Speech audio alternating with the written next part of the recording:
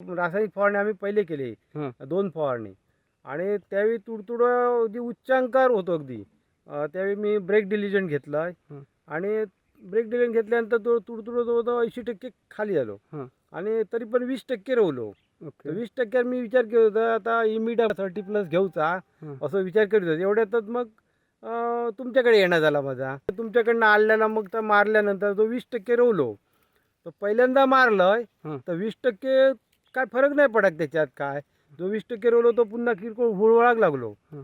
मग मला भीती वाटायला म्हटलं पुन्हा म्हटलं ब्रेक डिलिजंट घेऊ की काय. पण पुन्हा डेअरिंग करून मी दुसरी फवारणी घेतलंय लगेच 7व्या दिवशी त्याच्यावरच कलकीची.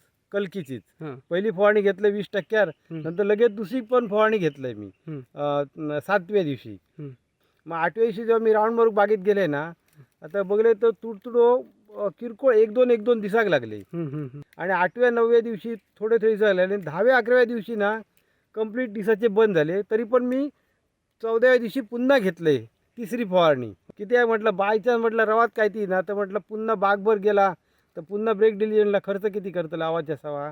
मग मी ते तीनही फवारणी लागोलाग घेतलं. तुडतुडो म्हणा थ्रिप्स असतात, व्हाईट मिलबर्ग असता किंवा रेड माइट्स होतोय, हे सगळे त्याच्यात ना कवर झाले. म्हणजे कोणी तसं डोक्यावर काढूक नाही.